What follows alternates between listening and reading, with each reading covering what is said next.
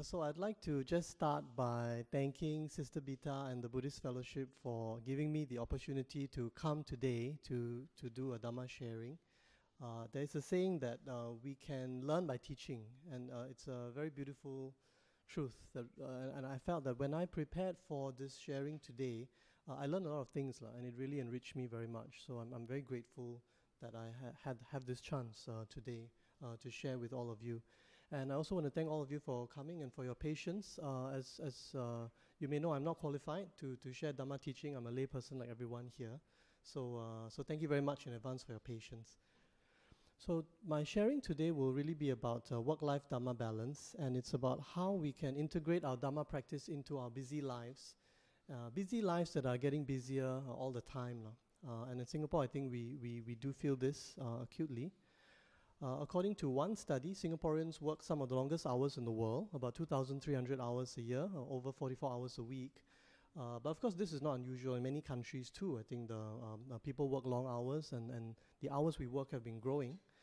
And this is not just people who are working, but I think busyness affects everyone. Even, for example, homemakers, those people who are stay-at-home wives or husbands and are not working full-time, they face tremendous pressures and work long hours. When I was preparing for this talk, I tried to find some research on how, what are the hours that homemakers work, and one data point that came back is one report puts it at 80 to 90 hours a week of working, compared to 44 hours for someone who is employed in a job. So even homemakers face a lot of pressure and a lot of stress and hard work. And one other dimension to the busyness in our lives is multitasking. So in this day and age, unlike previous times, there are so many communication media which we need to be connected to and we need to respond to. So we are receiving messages all the time. And here are just some examples of that. I think it may not apply to everyone here, but I think all of these may apply to some of the folks here.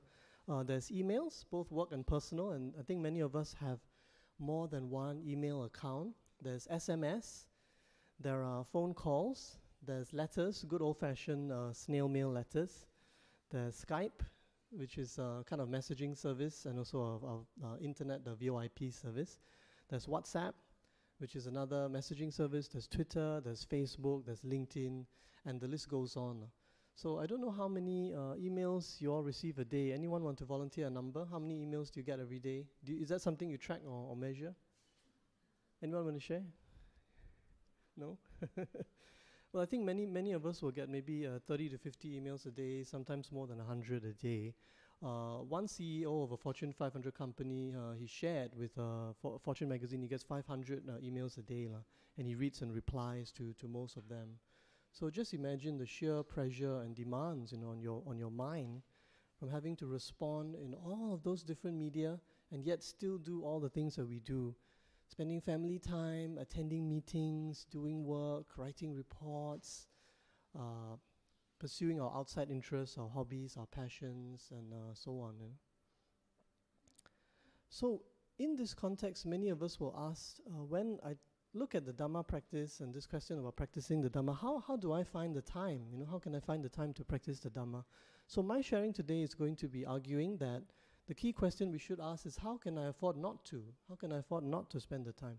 Because many of us who have practiced the Dhamma do realize this already, and I'll just share from my personal experience. I think as we practice the Dhamma, we realize that it is essential and vital to integrate all the different aspects of our busy lives, to have the mindfulness and attention and presence and mental power to really balance and juggle all the things together. Dhamma practice is the way, is the path, the key thing that we need to do to live our modern lives well and meaningfully and happily, for the benefit of ourselves and for the benefit of all those in our lives as well. And if you look at what is happening outside in the world of corporate training, for example, it is being realized more and more among corporate trainers that some of the techniques taught by the Buddha 2,500 years ago are relevant to training professionals today. So I attended a talk once by an organization called the Resilience Institute. They're very nice people, it's a nice organization, but they provide corporate training and they charge fees for it. And when I attended their talk, I realized a lot of what they're teaching is basically Dhamma teaching. It's basically that. They're talking about meditation, walking meditation, mindfulness, contemplation, and so on. So you find more and more corporate trainers are focusing on these things to help professionals to perform and excel. Because in the business world and in professional life and in many walks of life, you need a lot of resilience, you need a lot of energy. Because it's not just about intelligence, it's not just about communication or speaking, but it's about being able to put up with all the wear and tear, of everyday working life, traveling here and there, attending many meetings a day, dashing off so many emails a day.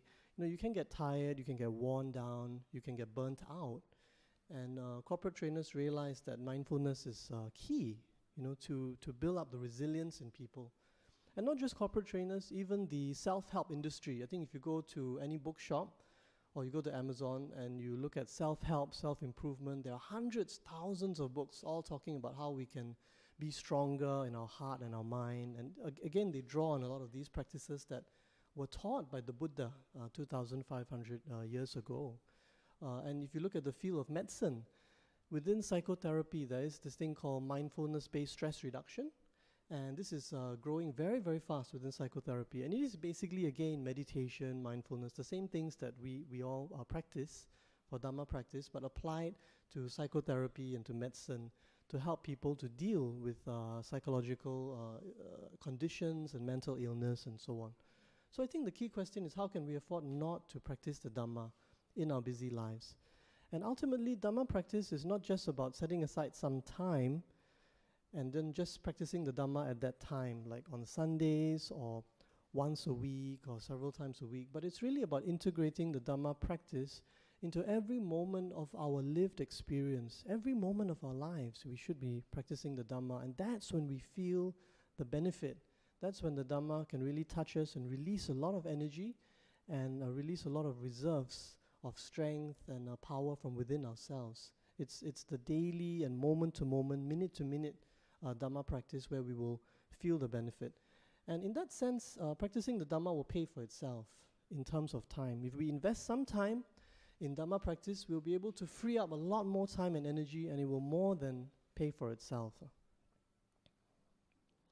So when we talk about practicing the Dhamma all of the time, the ultimate goal that many of our teachers, Dhamma teachers, and the Buddha himself as well put out there, the ultimate goal for Buddhists is to be always meditating. So this is, I suppose, what an Arahant would have attained, to be continuously in a state of meditation, to be continuously in a state of mindfulness and awareness, to be able to see this restless, scattered mind every moment, and to be able to be in control of that, to be able to make a choice about how our mind moves and what our mind does, and not to have no choice and to be led by our mind, not to be out of control and be pulled this way and that by our mind, but to be in control. We have that choice, and that is the message of the Dhamma. So that is the ultimate goal. Of course, most of us will never be able to fully attain that goal, but the beauty of Dhamma teaching is that Buddhism is not about all or nothing. It's not saying that you either become an Arahant or you are useless and condemned. It's not like you have one threshold line and you attain salvation beyond that line, and if you can't cross that line, then you're condemned to eternal flames or something like that. Every step we take towards the goal brings us benefits, brings us closer to the goal, and we'll feel real benefits as we move in that path. We don't have to become an Arahant to feel all this benefit. This is also a deep message of the Dhamma, opanayiko, moving towards and being pulled along, and then you will feel those benefits. So one example of practicing mindfulness in every minute and every moment is given in this book, which is a very beautiful book. I'll recommend it heartily to everyone here. It's How to Get From Where You Are to Where You Want to Be. It's actually by a Zen writer called Sherry Huber. I don't know if any of you have heard of Sherry Huber. So she's a very good writer, and she writes very, very simply. And her story is actually quite touching. She survived a suicide attempt, and her grandmother also committed suicide, and she herself attempted suicide by putting a gun to her chest and pulling the trigger. But miraculously, she survived now. And then she actually became a Zen priest. She became a Soto Zen priest. So what she said she tried to do when she was practicing Dhamma is slowly breathe in and out and count to 10, 1 to 10, and then when you reach 10, start again at 1. And she tried to do this every minute of her life, when she was driving, even when she was talking to people, but not when she's talking, but when she's listening, when she's reading, when she's working. She tried to do that. So that was one way or one example of how you can get an anchor to practice the Dhamma every minute. Of course, most of us can't do this. I don't think I would recommend it to anyone. It's difficult to do. But it's an example of how Dhamma means practice every minute and not just at one point in time. So one question I'd like to address before I go on is it impossible to practice the Dhamma because conditions have changed since the Buddha's time? So many of us may look at the suttas or look at Dhamma teaching and say that, well, this is all well and good for 2,500 years ago, but in this day and age, we lead different kinds of lives. Most people are no longer farmers and no longer living in an agrarian society. So are these teachings relevant? Well, I would say that they are, because even though a lot of things have changed, economic conditions, the clothes we wear, the things we eat, the education we have, the infrastructure, all this has changed, but a lot of things have not changed. Human nature has fundamentally not changed, and the human condition has fundamentally not changed since the Buddha's time, or since the dawn of human beings. We are all born into this world, and we did not choose to be born. We did not make a choice and say, I want to be born. We were brought into this world. And we all grow old, and we all have to deal with the pressures of making our way in the world, making a living, getting by materially, setting up a household, finding a job. And then as we grow old, we all find that our bodies slowly break down, and we all die eventually, and that is the ending that is there for all of us. And that has not changed. That human condition has not changed from the Buddha's time until now. People grapple with the same fundamental issues in the time of the Buddha as they do today, as all of us do today. So I think the teachings are very relevant. And I just want to quote you something from the suttas, which talks about one issue that we face today, which was also faced in the Buddha's time, which is the issue of social inequality. And there's a lot of discussion and talk about that in Singapore and in many countries around the world these days. So I won't kind of go into it, but social inequality affects us as a society, and it affects us as individuals too. Because of inequalities, we face certain pressures or certain conflicts or certain trade-offs and choices in our lives. And this is also the case in the Buddha's time. In the Buddha's time, it was a time of great economic growth in India, especially in northern India. The economy at that time was producing a big agricultural surplus, and that was giving rise to specialized professions, that was making possible standing armies and political consolidation and things like that. So there was a lot of wealth sloshing around. So there is this quote which the Buddha is reported to have said. He said, I had 3 mansions, one for the winter, one for the summer, and one for the rainy season. And in the rainy season mansion, I was entertained by minstrels with no men among them.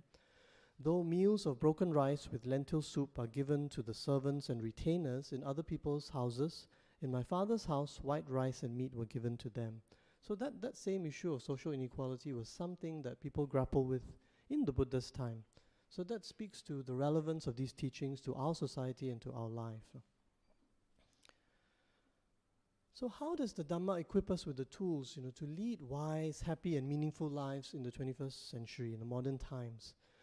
So my sharing today will just focus on 3 aspects. I think there are many other aspects and ways in which the Dhamma can enrich our lives, but I'm focusing really on work-life balance and time management and integrating Dhamma practice into a busy life. So I'm just going to focus on these 3 aspects.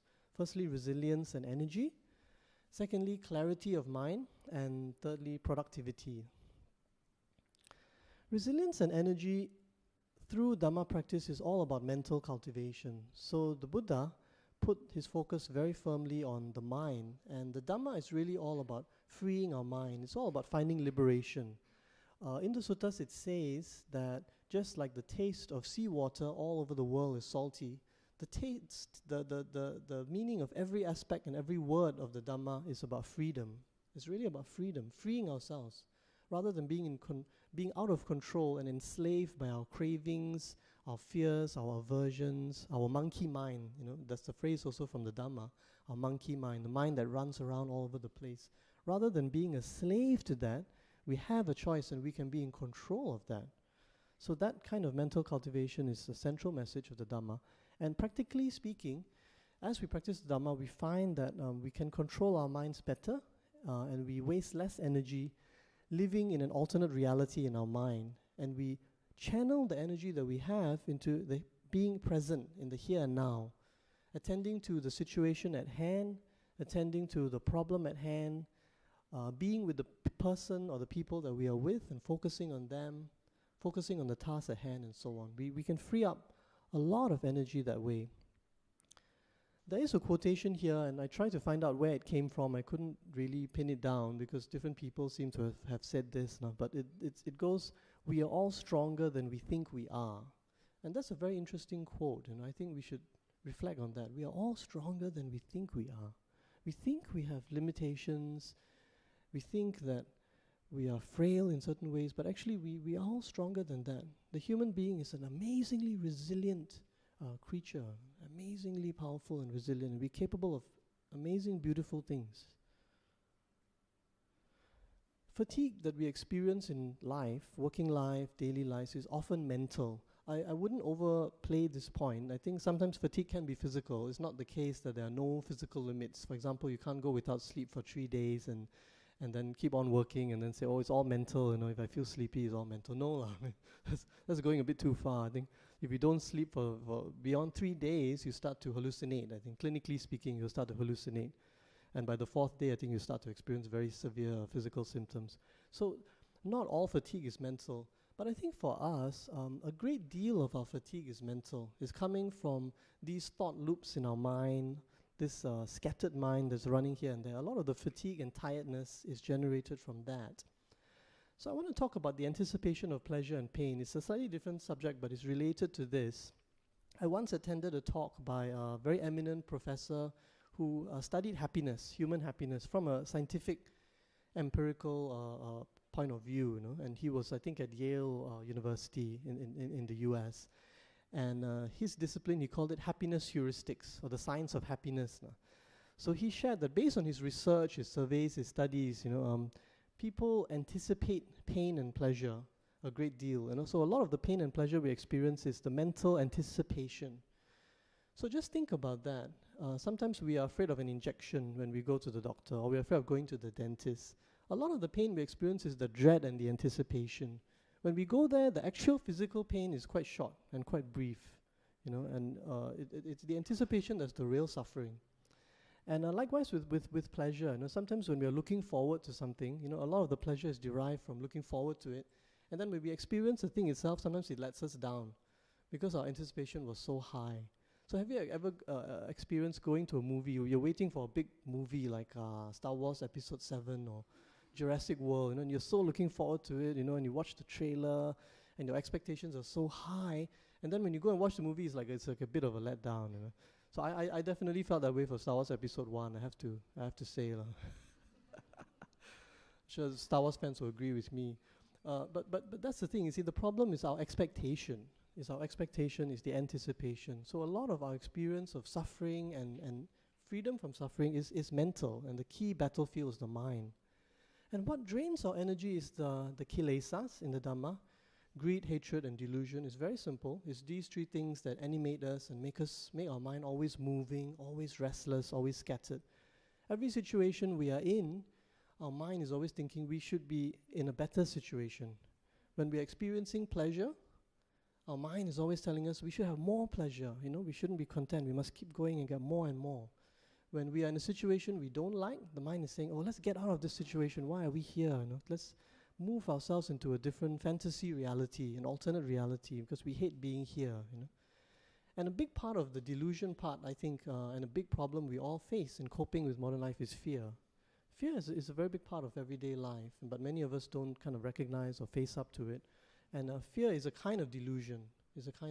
Because if we see things in the clear light of day, our fears are, for the most part, unfounded. Research has shown, for example, that most people fear public humiliation more than they fear death. It's very interesting. Many surveys have shown this repeatedly. So that is a fear which is really, to a large extent, unfounded, but it's a fear that still animates us and still moves us and has great power. So the kilesas drain our energy. Dhamma teaching teaches us how to free ourselves from these kilesas, and the more we go deeper into Dhamma teaching, the more we will feel the benefits of freed up energy. We don't have to go all the way to gaining enlightenment. So how can we conserve mental energy? I think Dhamma points the way to avoiding thought loops. That means when you are in every situation, just being in the here and now, being attentive to the task at hand, the person at hand, the situation at hand, and not letting your mind relive a past moment, not letting your mind imagine a future moment, not letting your mind insert yourself into some story, some interesting story that is in your mind, not imagining yourself in a different context, but really being rooted in where you are, in who you are with, in what you're doing. So getting rid of those alternate realities, or at least reining them in, and that frees up, I think, a lot of energy. So I just want to share a personal story which has to do with this. It was about how one day I burnt my finger when I was having lunch with my family.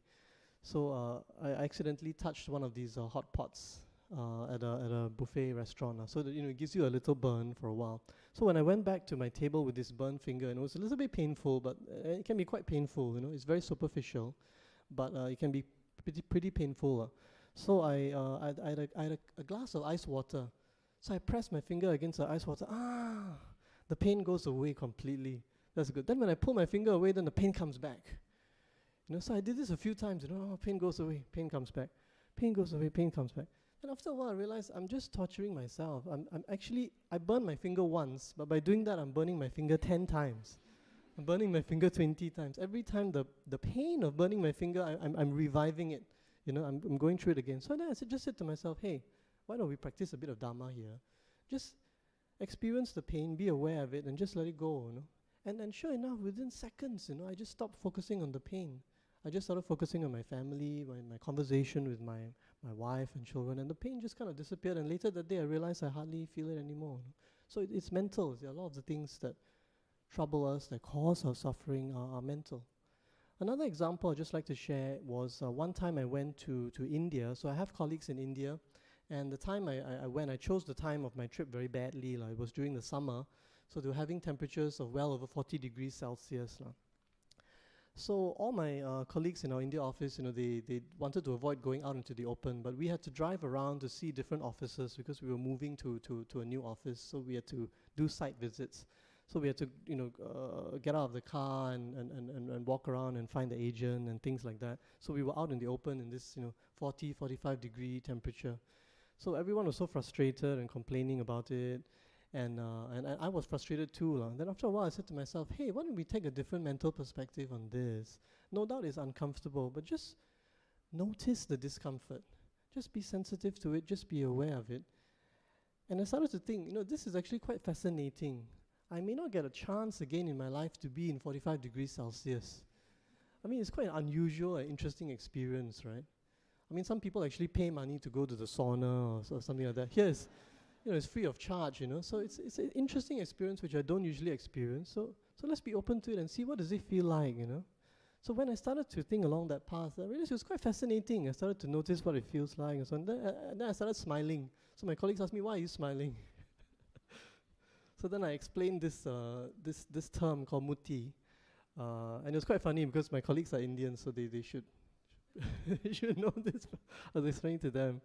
So muti is also a term that I think ultimately comes from Dhamma, which is the mental habit of observing each moment with detachment, without judging whether we like it or not, without getting sucked into it, without clinging to that moment or clinging to some notion of the self, but just completely letting go of the self and just being open to that moment, just observing it and noticing it.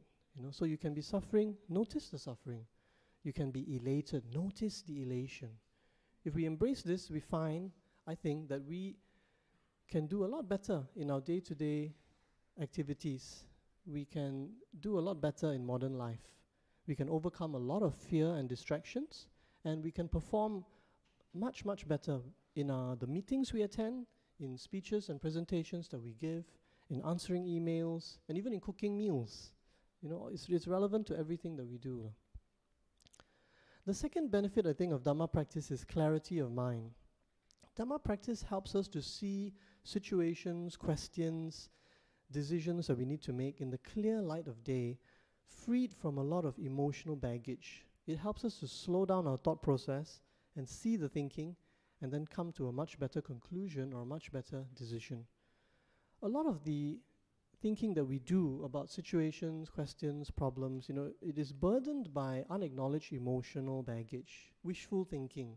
Sometimes when we look at a decision, we are not seeing the facts, but we are seeing what we would like to be the facts. I think many of us have experienced this maybe with friends or colleagues who are not so really focused on the objective reality, but more what they would like it to be, you know. They have a certain mental model of what I think things are, and they're not so open to what the facts and the reality is, because the reality is not pleasant or not comfortable or doesn't fit their theory. And you know, we all experience this too. I think we're all prone to this, every one of us, you know. Sometimes our thinking is weighed down by some unacknowledged guilt or some unacknowledged anger or animosity. I think all of us in the workplace, we experience this. Sometimes, you know, there are certain colleagues who just don't like each other, right? There are certain colleagues in the workplace who just have a personal animosity, and it has built up over time. And then when they are in a meeting or discussing some work-related issues, somehow, you know, they will very often find a reason to disagree with the other person. But there is that whole emotional baggage of personal animosity going on there. And sometimes we are that person. We are one of those people who feels that animosity. So sometimes that kind of anger and hatred weighs in on our decisions. So these are all enemies of clarity. So I think Dhamma helps us to free our minds from that and look at our problems clearly. So the analogy here is on muddy water, and it comes from Ajahn Chah. He says that through meditation and Dhamma practice, as you see your mind more clearly, you can see that the mind is like muddy water. It's water with lots of bits of mud and twigs and sediment all floating around, so it's very brown. But as you calm down your mind, as we slow down our thinking, then the sediment starts to settle at the bottom, and then you can see the clear water above, so you can have clarity. And it's a very, very beautiful metaphor, and it really applies to the Dhamma journey for all of us. And through this journey, we can weaken the hold of fear, greed, guilt, hatred, confusion, you know, on the way that we think. We can slow down our thought process. We can separate a bit of the emotions from our thoughts. We can learn to think without words. I will talk about that later. It's something called sub-vocalization, but I think that's also a way to improve your thinking process, thinking without words rather than just vocalizing everything. And also just seeing the issue as part of a bigger picture, seeing the options that we have in the clear light of day. So another example I'd like to share of clarity of mind is not taking things personally. So this is a great lesson that is taught by Ajahn Brahm, and he says that most of the things that other people do to us are not personal against us. It's very often not personal, but very often we take it personally, you know. But most of the time it's not meant to be personal, because people behave because there are other things going on in their mind. You know, most of the time people are thinking not about us, you know, but we take it in a personal way. So I'll share one realization I had very early one morning. I had to leave the house to go to the airport. I was running a bit late. I think it took a bit longer to shave than I should have. So you know, I timed this all down to the minutes, so I was kind of rushing to get my coffee. And then when I went to the kitchen, I saw some lizard droppings on the kitchen top. And there's a particular lizard who always leaves droppings exactly at that place. Always. So I felt so angry with this lizard. So I said, you know, why must you do this to me? You know, it's always at that place all the time. You know, I'm really gonna get you. You know? And then suddenly I realized, this is a lizard, right? He did not intend any harm to me. It wasn't personal. He's just being a lizard, and he's doing what lizards do. You know, and in life that's very often the case, but we take it very personally. So I'll share another anecdote along similar lines. After I had a chance to do more Dhamma practice, one day we had a courier, a delivery man was delivering something to our house that we ordered online. And this particular guy, I think he was in a great hurry. So he rang the bell like 5, 6, 7 times, and my children were all asleep. So we found it quite irritating. He kept pressing the bell again and again without giving us time to go to the door. And when I went to the door, then he was quite rude. And I said, hurry up and sign. So at first, I felt the anger kind of rising up in me. But then I reflected for a while. I slowed down my thinking and I said, this poor chap, I think he's in a place of suffering. He's in a place of suffering. Otherwise, he wouldn't be behaving that way. He's very frustrated about how things have worked out for him in that day. Maybe he's frustrated about many things, So let's have some compassion for him, So then I stopped being angry.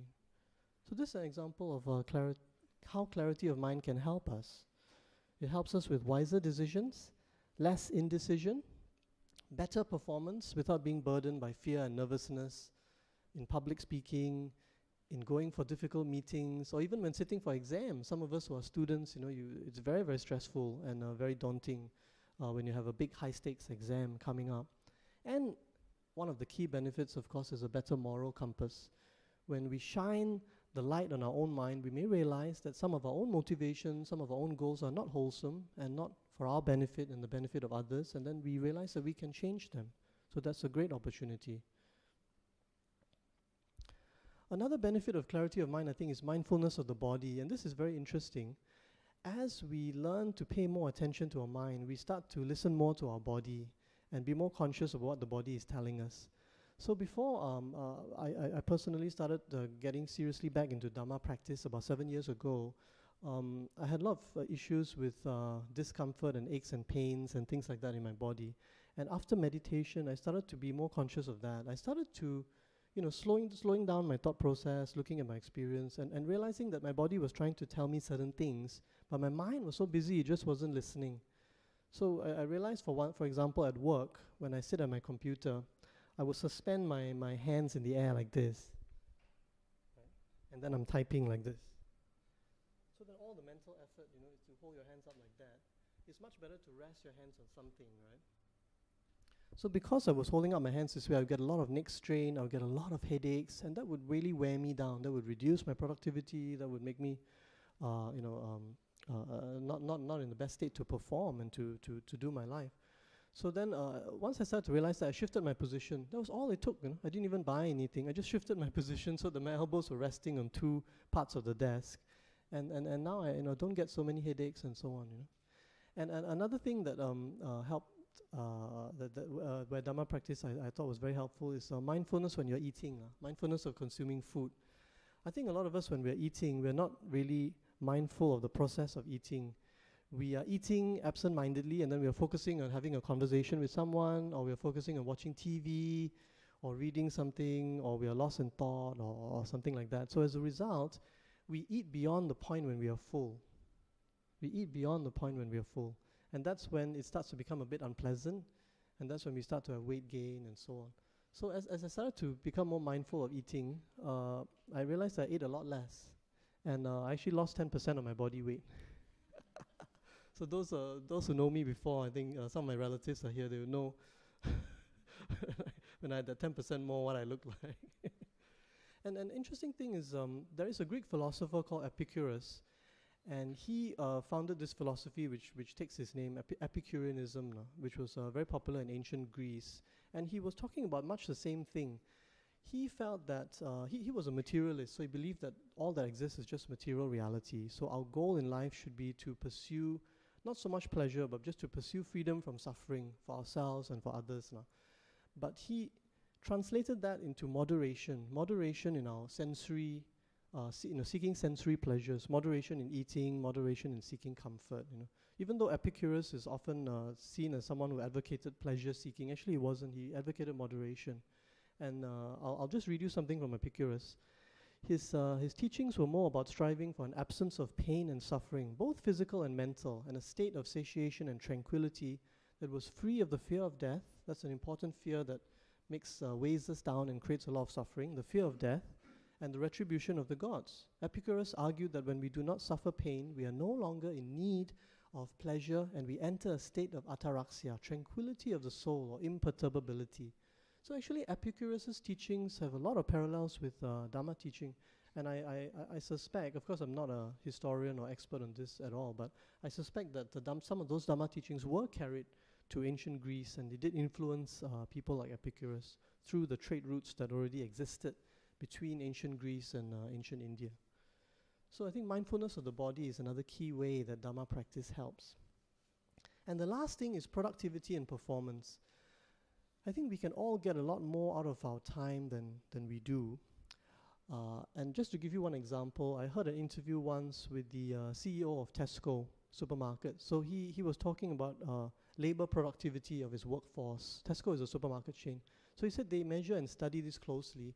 So the difference in productivity between the least productive cashier, the one who is actually keying in and processing your payment for your supermarket groceries, right? The least productive and the most productive, the difference was 3 times, you know. So the most productive employee was doing 3 times as much work as the least productive employee. So in the service industry, productivity differences are not small. They can be really, really huge. So a lot of, one way we can be a lot more effective is by improving our personal productivity. And the Dhamma actually gives us one very powerful set of tools to do that. By helping us to be more mindful of our thoughts, we realize that we can focus more on the task at hand and be less distracted by other thoughts. And that means we can finish the work in a shorter time. One analogy which comes from a Buddhist book that I read is standing on the platform and watching the train go by and not getting on board the train. So if you have a thought, you can see it, but when you see it, just let it go. Just watch the train go by. Don't get on board the train and cling to that thought. Get involved in that thought. Be inside that fantasy or that thought, but just watch it and let it go, and then return to your immediate focus, the task at hand. So less emotional and mental distraction means better time management. So one example of this that I will share with you is multitasking. So multitasking is often held up as a virtue in modern life, and many of us, I think, when we are at work, we have the emails there, and we check emails, we take phone calls, and we do several things at the same time. We may be writing something, we may be doing several things. What our mind is doing is actually switching from one task to another very, very quickly. We may think that we are doing all these things at the same time, but we are not. I have a good friend, and once he boasted to me proudly. He said, I was at home one day, and I was reading the news on my tablet, I was watching TV, and then I had my headphones, an iPad, I was listening to music, and at the same time I was having a conversation with my wife, and then the newspaper was also open, and there were a couple of other things as well, I can't remember. And he proudly told me I did all of those things at the same time. You know, so he was trying to talk about how his technology has given him a better quality of life. But actually, in that situation, what you're doing is your mind is just switching very quickly from one task to another. Our mind is not capable of doing different tasks at exactly the same time. You know, it actually switches. And the process of switching actually creates what? Fatigue, right? It makes you feel tired. It makes you feel much more tired than you would be. And that will ultimately slow you down.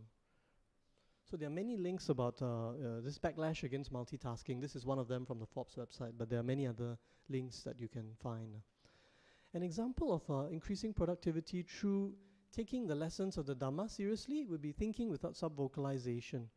So a Buddhist writer once observed that all of us, the thoughts in our mind at any moment, if we actually speak it out loud and everyone around can hear us, people would think we are mentally ill. People would really think we are mentally ill. You know, there's something wrong with us. If we say, I think I'm wondering what I'm going to have for lunch right now.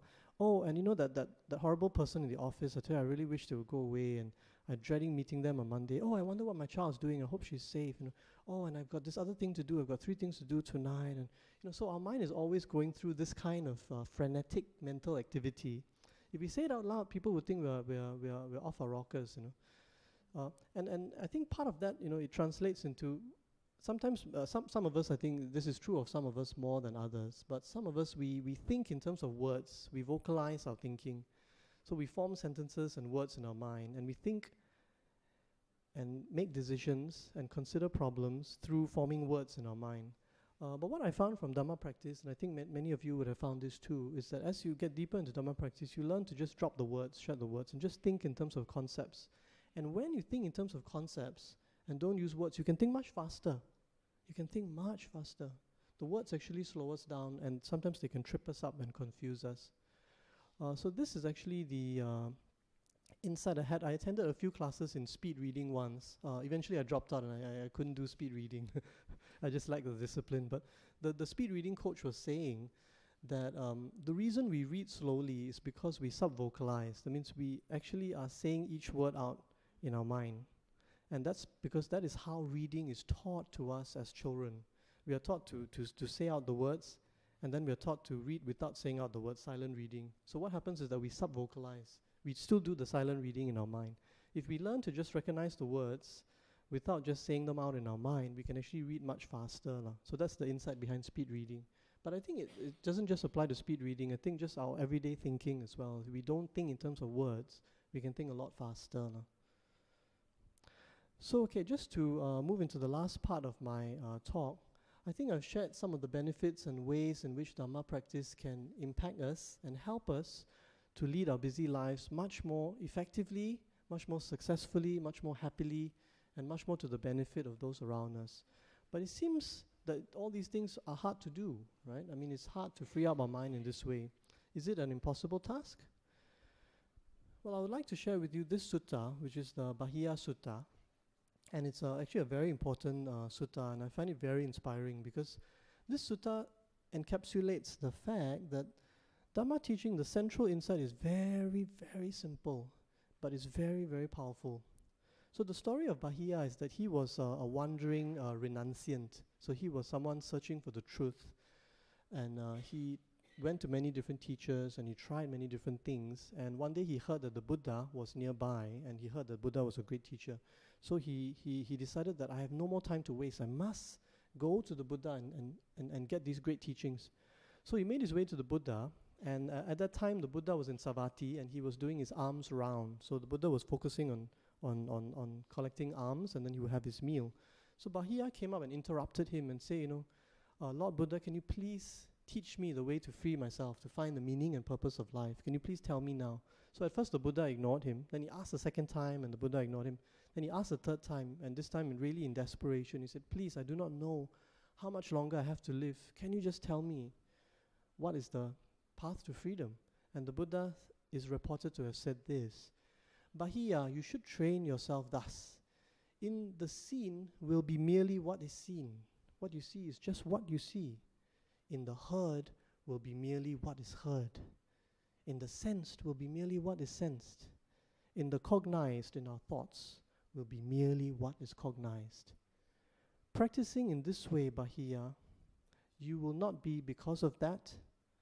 That means you will not be caused by things. You will not be at the mercy of your mind.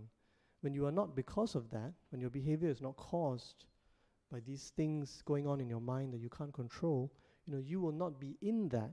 And when you are not in that, then you will be neither here nor beyond, nor in between the two. You will be neither here nor beyond, nor in between the two. Just this is the end of suffering. It's such a concise and beautiful teaching, but it's so powerful. So according to the suttas, after hearing this, Bahiya immediately understood what the Buddha meant, and Bahiya gained enlightenment, and moments later he was killed. Moments later he was killed. So he gained enlightenment just before he died. That's according to what is in the suttas. But what the Buddha is trying to say here is that the central message is just be mindful of your mind and bring it under control and see it for what it is, and then you'll free yourself from cravings, and you'll free yourself from the self, from the notion that this body is yours, that this life is yours. You'll see yourself as a process, your body as a process, and that is the ultimate freedom. So the reason I'm sharing this is because I think the central teaching of Buddhism is profound and powerful, but it's actually very simple. It's not a complicated series of rules. It's very simple, but it's very deeply counterintuitive, and it's hard to grasp, because all the institutions of our life and our society, our education system, the books we read, the popular culture, the movies, the music, everything is reinforcing our sense of the self. It's all about I, me, mine. Everything in society reinforces that sense of self. So it was the genius of the Buddha to see through that. It's very, very counterintuitive for any human being to totally see through that and see that the self is an illusion. But it's actually very, very simple. So how can practice help us to achieve this goal? So the last few slides I have, and I'm really just down to the last few slides, is really about practical things that we do every day. So the first thing I think is, the first thing and the last thing is meditation. So it's the first, second, and third thing I have to share. It's meditation. They always say you have 3 points. So the first, second, and third thing I'll share is meditation. Bhante Ratanasara said something very powerful once at a talk I went to. He said, for us as Buddhists, meditation is not an option. It's not optional. But it is our responsibility, and it is our responsibility to ourselves and others, and it's the path to freedom. It is really the methodology to freedom that the Buddha discovered. So for me personally, when I first started to, when I first came to the resolve that I will have a daily meditation practice, I could barely last 5 minutes. In fact, just 1 or 2 minutes already, I feel like I want to quit, I'm like checking the stopwatch. Oh, how many more minutes? Closing my eyes, how many more minutes? Because the mind is just running around, and then I'm also feeling very uncomfortable. There's an itch here, there's an itch there. So, and I think all of us have experienced this. But gradually, as the years went by, as the months and the years went by, my 5 minutes a day became 10 minutes a day. And then now I'm doing like 20 to 25 minutes a day. I used to try for 45. And even on days when I really don't have the time, at the very minimum, I'll try to do at least 10 to 15 minutes a day. So the regularity is the key, the regularity. More importantly than trying to have a very good meditation session is just the simple discipline of doing it every day. And even if we are not in a place or not in a context which is conducive to meditation, say it's very hard to find a quiet place, I found that you can practice what Ajahn Brahm calls letting it be meditation. It's not really meditation per se, but it's just closing your eyes, sitting with yourself wherever you are. It could be an airplane, a car, train or bus. It could be jam-packed on the MRT. Just being with yourself and noticing what is going on in your mind, what you hear, what you see, what you feel, what you smell, the thoughts that go through your mind. Just noticing. You don't have to have one single meditation object, but it's just noticing what's going on in your mind, letting it be. So all of us can actually do this. And initially I tried to meditate when I was on an airplane because I have to travel a fair bit in my job. And it's very difficult, or even meditating in the airport, because just when you get a little bit of quiet, then suddenly an announcement comes on the plane, or announcement comes from the airport, and then, oh no. So then I gave up trying to meditate properly, focusing on the breath, but just letting it be, just letting it be. And all of us can do this. And I'll just share one very good piece of advice from Ajahn Chah, which is that sometimes, we have a daily meditation practice. We should have a time. So my time is usually in the evening. Some people, it works better in the morning. Some people, you may want to have lunchtime in your office. But it's good to have a regular time. Sometimes when you can't get to that time, you're so tired because that day you have to do a lot of work, or that day you had to do a lot of physical activity, or that day you're not feeling well. Some of us, we are just not feeling well on that day. We have a flu or something. And then we think, okay, I think I'll just take MC for today. I won't meditate because I'm not well or I'm too tired. But Ajahn Chah said, no, you'll be surprised. You should continue to meditate when you're tired, and you'll find that the energy comes back. So at first when I read that, I didn't believe it. I said, oh yeah, it's all easy to say that now, but it's a different thing doing it. But one day I actually tried it. I was very, very tired, and I tried it, and I actually found I got my energy back. So the discipline of meditation. Another sharing that I have is to keep a notebook next to you, or to keep some writing instrument. It could be putting something down on the notepad function of your phone or something, but keep a notebook next to you to jot down any insights that come into your mind as you meditate. So I think what is the teaching of Ajahn Brahm and others is that there's no separation between the samadhi meditation, calmness meditation, and vipassana meditation, or insight meditation. So as we practice our meditation, focusing on the breath or any other meditation object, and we calm our mind, insights will actually come into our mind. And I'm sure many of us, brothers and sisters here, have experienced that. And it's helpful to have a notebook there to jot down the insight immediately after the meditation is over, so that you don't forget it. And it's been my experience that the deeper you go into Dhamma practice, as the years go by, you start to get very deep and profound insights about our lives, and about who we are, and things that are baggage in our lives that we never realized before. And then another big piece of advice, which comes from Ajahn Brahm and many of the other teachers that we have in Buddhist Fellowship, is never try to be a good meditator. Never try to get a very good meditation session. Never make meditation a chore. Don't judge yourself, or else meditation will become another form of suffering. If you feel sleepy, just let your mind go to sleep and just observe it. Just observe it. Just let yourself go to sleep for a while. Very often, especially in the early stage of meditation, we will fall asleep during meditation. So don't fight that and don't blame yourself or judge yourself, but just observe what happens. And find ways to enjoy the meditation. Some of us would prefer to do it in a group, with family, with the help of a video or audio clip or so on. Whatever works for us. One way to make meditation enjoyable is just treat it as a way of gaining insight into your mind, just understanding what is going on into your mind, like having a look into your dreams. That can be a way to make it interesting and enjoyable and attractive. And last but not least, reading Dhamma books is no substitute for meditation. So I think in the early stages when I started to come to Buddhist Fellowship, I love to read Dhamma books because I'm a bookworm. So I read a lot of Dhamma books, and then I didn't meditate because I thought it's too difficult. Then I came across this statement in one of Ajahn Brahm's books that reading Dhamma books and not meditating is like going to a restaurant and eating the menu and not eating the food. The meditation is the key thing. It's the core methodology that the Buddha taught. It's the difference between theory and practice. It's like trying to learn to ride a bicycle by just reading books about learning to ride without actually getting on a bicycle. So I think it can be done. But in conclusion, even though we sat down on this path, there may be certain things that hold us back, certain expectations that hold us back. So one expectation is that we may be too impatient. So I think the thing about Dhamma practice is that it happens gradually for most of us. The Dhamma does not promise overnight salvation, one event where suddenly you are saved and you are redeemed. It comes about gradually. It's a gradual process of unwinding the things in our mind and ourselves that create suffering. So it's like the difference between instant coffee and coffee that's brewed. Coffee that's brewed, you take a bit more time, but you have a better quality of coffee. So that's how I see it. Dhamma is really all about a brewed coffee experience. It's not just instant coffee. So we have to moderate our expectation. And I think the impatience is actually one of the biggest stumbling blocks. I think many people give up Dhamma practice because they are impatient. They expect to see more results faster. And that's a function of the kind of culture that we live in. It's a culture of instant gratification.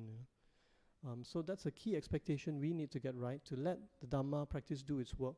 The other expectation we need to get right is that we need to start seeing our life as the sum of all the moments in our life and not only the peaks, not only the achievements and the goals.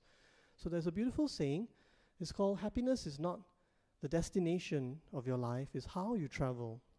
So and another beautiful quote from Ajahn Brahm, life lies in the in-between moments. What are the in-between moments? The in-between moments are the moments in between the meetings, in between the big presentations, in between the big celebrations, the big achievements, the big milestones, the weddings, the funerals. It's all the moments in between. The moments when we're shaving, the moments when we're on the bus, the moments when we are taking a coffee break. And that's actually most of our lives. Most of our life lies in those in-between moments. So we should see our life as not just tied to our goals, but as the totality of all the moments. And I think most of us in this culture, we are very obsessed with goals. And research has shown, sociological, psychological research has shown that human beings are very bad at predicting what makes them happy. Many of us have a vision in our minds that, I need to make some money, and then I need to retire, and then I'll be happy. Then I'll be really happy, But of course, many people, when they realize what their vision is, they find that it doesn't bring them happiness, and then they need another vision, something else that's going to bring them happiness. Or you think, if I acquire this one thing, this one promotion, this one diamond ring, this one whatever it is, it will make us happy. But most of the time it doesn't. We're very bad at predicting that about ourselves. So seeing life in this way actually helps us to let the Dhamma do its work. It helps us to see the benefit in a freed mind every single moment. Doesn't mean that we shouldn't have goals, but we shouldn't get attached to those goals. Okay, I'll try to just move a bit faster to wrap up. And another thing that holds us back is we may think that watching our mind all the time makes life very dull and very boring and very dreary because we're always watching our mind. But actually that's not the message of Dhamma. The message of Dhamma is just not policing your mind. I mean, you can allow your mind to wander, and you can allow your mind to drift to memories or to your wishful thinking, but just be conscious of what your mind is doing. Know it so that you have a choice. You can pull it back And there's a very beautiful quote that I came across. It actually comes from a Catholic writer. I caught him with an unseen hook and an invisible line, which is long enough to let him wander to the ends of the world and still to bring him back with a twitch upon a thread. So that's how we should control our minds. Doesn't mean that we're always policing it, but we should be in control. And also lastly, never fear that Dhamma practice will make you lose your goal orientation. I think many of us as Buddhists, and it's been talked about before here in the Buddhist Fellowship, we have this fear that Dhamma practice will make you less goal-oriented, less striving for accomplishment. So that's not really true. What Dhamma practice is saying is just don't get attached to your goals. Just see those goals for what they are, pursue them, they're not wrong, but don't cling to them, don't get attached to them. Okay,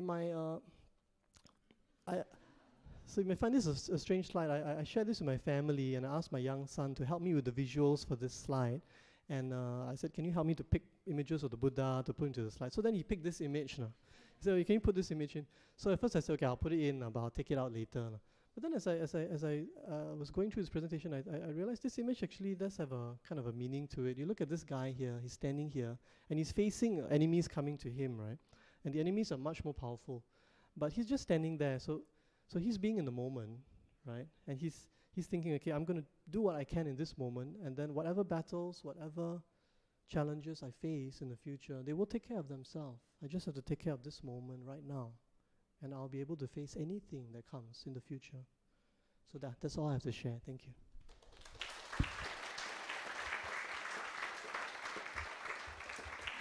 Yeah, very insightful sharing by Brother Leon. So may we say 3 sadhu to Brother Leon? Sadhu, sadhu, sadhu. Okay, now we have Q&A. So anyone? Okay, we have one question from. Thank you, Brother Leon, for the excellent presentation. Is there any way we can get the slides so that we can share with others who are not here? And the sentence that you say that we are greater than what we think, what it brings me to mind is that basically I think it reminds me that we actually have the innate Buddha nature, the Buddha potential. So it is our task to actually make it shine. And then like Thich Nhat Hanh said that we are human beings, we are still a process in the making. Thank you.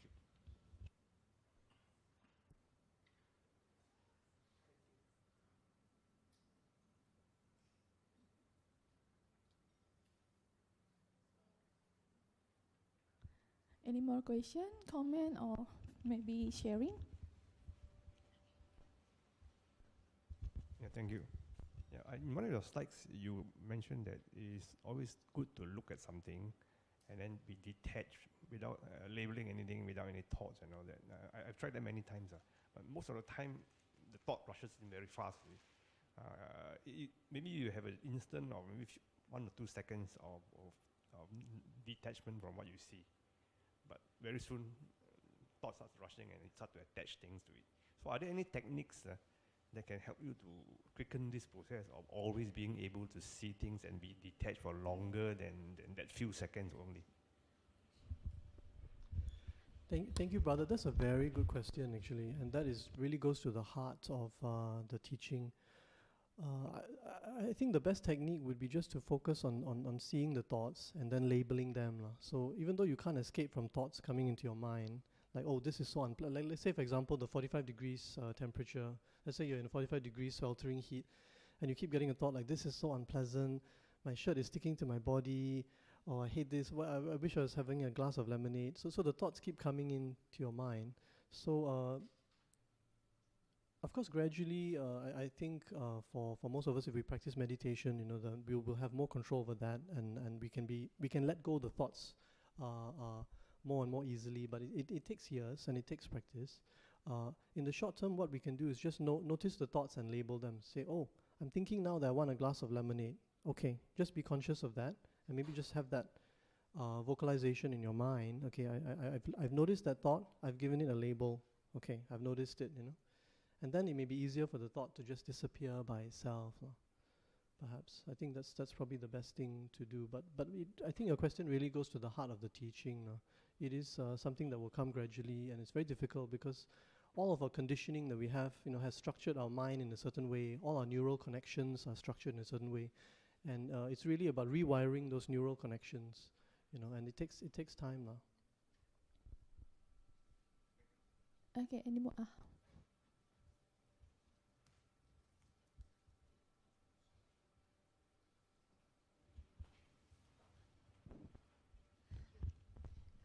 Hi, brother.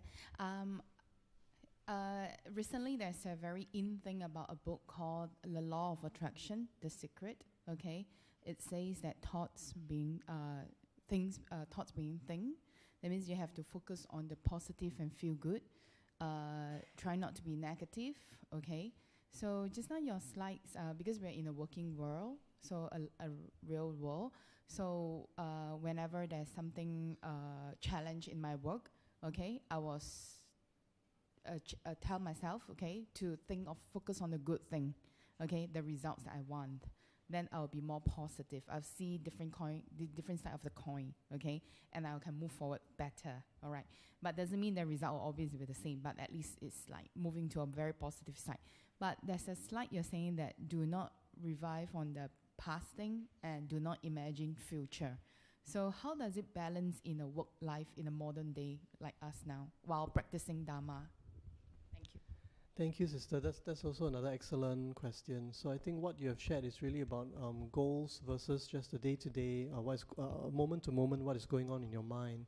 So as I understand it, the Dharma teaching is not saying that you should not have goals and you should not be successful in pursuing those goals, or you should not work towards those goals. But it's saying that just don't get attached to those goals and see our attachments in every minute.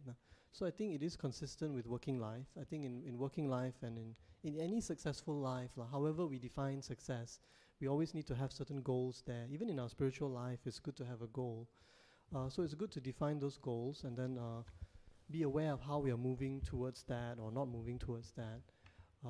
But I think what the Dhamma is saying is that in our moment-to-moment experience, we just need to watch our mind and let go of the things that are craving, that are clinging, that are self, the attachment to the kilesas, the greed, the fear, the delusions. We just have to be conscious of that and let go of those kind of attachments.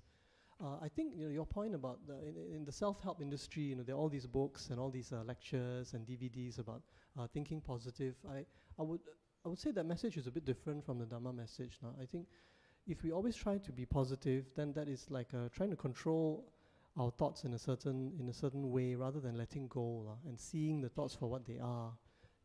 I think if Dhamma is about seeing the thoughts and then letting go. And then as we let go, we realize all the suffering, the things that build up our suffering will disappear. And then we become actually a lot more successful in our lives and a lot more conscious of what is going on. And then we can achieve our goals actually much more effectively. I think if we try to always think positive, this is just my personal feeling. It could work for some people. I don't deny that. And I think if it works for some people, that's good. It can work at getting people beyond a certain stage in their lives to another stage. But if we try to control our thoughts and always say be positive all the time, it can actually be self-defeating. The mind can fight back after a certain point because not all our experiences are positive. And if we try to make ourselves believe that everything is positive, then it can have a negative effect. There'll be some cognitive dissonance somewhere, and then there'll be a backlash and your mind will rebel. What we should try to do is see our experience for what they are, both the positive and the negative. Okay, any more question? Maybe last question? Thank you, brother, for the very wonderful sharing. One question, when we work in the working life, right, do you ever find that practicing Dharma can somehow make you less competitive in the working world? In a way that when we learn to let go, not to have so much expectations, right? To be kinder, to let people win sometimes. So how is your experience in this area? That's again another really, really good question. Yeah, I tried to address that in one of the slides I had, which I kind of rushed through because I was running out of time. So that I think that is the fear that a lot of us have, that if you fully embrace the Dhamma, then you lose all motivation to strive towards any goal, and you'll just be kind of sitting there all the time, being perfectly contented. I think how I would respond to that is that the Dhamma doesn't say that it's wrong to have goals at all. In fact, in the suttas, there are many examples of people who are very successful in different fields of life, who were touched by the Dhamma and who came to practice the Dhamma. Like, for example, Anathapindika, who was a very successful merchant, or for example, some of the politicians who are talked about in the suttas, people who are princes or kings, they all came to practice Dhamma. And it's not inconsistent or incompatible with being competitive or pursuing goals. But what Dhamma will make us do, I think, is that it will make us have the right goals. It will make us have goals that are wholesome and ethical, not goals that are the wrong goals. That's one thing. So, for example, we may have a goal that we want to be a better professional, a better surgeon or a better lawyer, and win our cases and so on. But it would not be a goal that would put down other people, but it would be a goal that would bring you forward so that you can continue to live ethically. So you advance yourself not by pushing down others, but by cultivating and developing yourself. So I think it's a process of curating your own goals. Not all goals are consistent with the Dhamma, for sure. But it doesn't mean that the Dhamma says you should not have goal. And the second thing is how we pursue our goals. So I think if we practice Dhamma in the workplace, then we would tend to pursue our goals in a healthy, wholesome way. We will have compassion for other people. Like for example, even people who are behaving very unreasonably, or people who are just getting in the way of the mission of the company or whatever it is. Dhamma teaches us to recognize their suffering and to practice compassion towards them and to use skillful means to try to solve the problems, rather than being very ruthless and trying to just kind of marginalize people who are your competitors, or trying to tell lies and tell things that are not true in order to close the sale. You tell your customer something that's not true. So it's about ends and means as well. So I think to answer your question, Dhamma doesn't say we should not have goals or want to be successful. It's about how do we define success, and what are the means to achieve that success. Okay, maybe one last question. I would like to ask, after someone has done the meditation for days, months, years, and so on, how do you get still motivated? Because sometimes like someone feel like boredomness. How you still get motivated? And the second one about the Buddhism, the non-self, is that the meaning? The life is just a process. Mental is process. Body is process. How you define the in Buddhism the non-self? So on the first question, I'm very glad you asked that question. How do you sustain that commitment to a meditation practice? Firstly, it's good to try to progress and advance through your meditation, and to have goals even within your meditation practice to progress to a higher level of meditation. So Ajahn Brahm maps out eight stages. So I won't share where I think I am personally, but it's far from the eighth stage. But I think that can be the thing that motivates us, the progressing to better stages in the meditation. But another thing that's very important, I think, about the question you asked is that we have to be patient if there's backsliding. I think you can sometimes backslide. If you get distracted for a period of a few months or something is going on in your life, then you can find that your meditation actually regresses. So it's very important that we don't lose commitment to the path, and we keep going back and keep returning. So it's not just a linear, straightforward. Things will always be progressing from one stage to another. Many of us have this mental model, but you can go backwards as well. So we should be patient with that. So I think that would be how to motivate ourselves, is to go deeper and to have more meaningful, deeper experiences in our meditation as we progress through the stages. I think for your second question about self, I would say the Dhamma is really exposing the truth of our lives, that we are, what we conventionally think of as the self is a process that is born from our conditioning, from our genes that we did not choose to have. We were born into genetic material, from our life experiences that switch on or switch off certain genes. It is a process, our cells are a process. And if we see that clearly, then we can have compassion for ourselves, then we can free ourselves, so to speak, to live in a much better life. So I think that is very central to Buddhism, the illusion of the self, the illusion of the self. Like one of the things the Buddha, I think, placed a lot of emphasis on was that he disagreed with the doctrine of the Atman, the soul, in the Hindu teaching, which is that there is an eternal self that can never be destroyed, and I think that is commonly found elsewhere, outside of Dhamma teaching, that there is a soul, and either you go to heaven or you go to hell. But Dhamma teaching is really to see that as an illusion, and that can be profoundly liberating. All right. Thank you once again to Brother Leon. May we say sadhu again? Sadhu, sadhu, sadhu. Thank you for the sharing, Brother.